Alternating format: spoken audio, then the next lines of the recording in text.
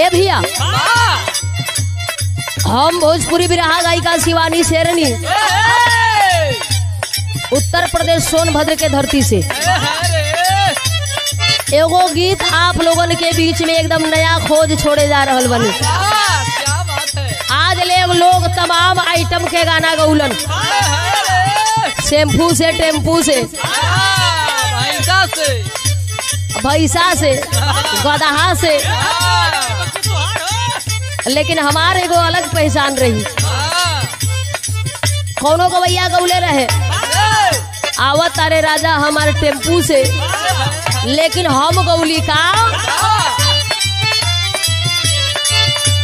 नौकरी करेला रोज पुहना हमें, नौकरी करेला रोज पुहना हमें, पुहना हमें घूमेला बलमुआ गाड़ी लूना हमें।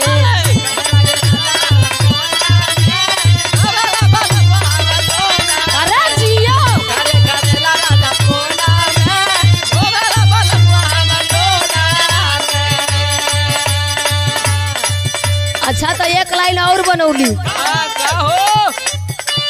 कहेला कि रुपया उड़ावा नहीं बेसी, किने के बारानी हो तो हरे लागी लेसी, किने के बारानिया हो तो हरे लाएसी।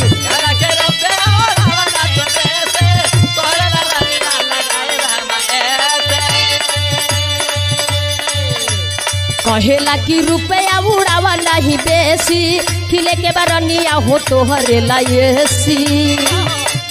बाल कटवैले बा नमूना हमें,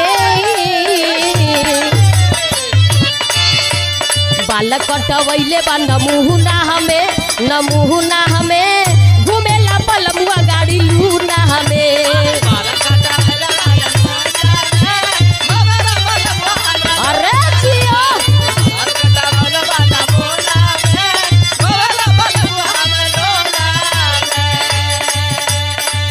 उनकर रहन कुछ ठीक नहीं खेलागत, इसलिए एक लाइन और कहे के पड़ल। चश्मा लगावे मारे कजरा कटार हो, घूमेला बीजापुर या बभनी बाजार हो।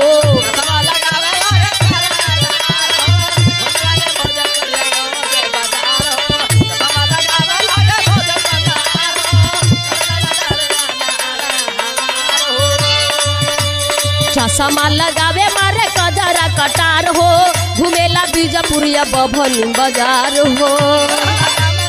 गुटा का मिला के खाला चूहना हमें, अरे गुटा का मिला के खाला चूहना हमें, चूहना हमें घूमेला बलमुआ गाड़ी लूना हमें।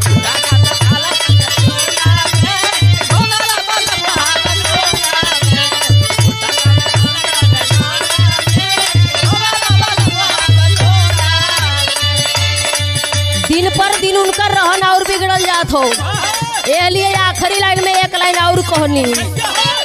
पियावा मुकेश घूमे सब ही के साथ हो, बैठी चौकवा पर खेले रोज ताश हो।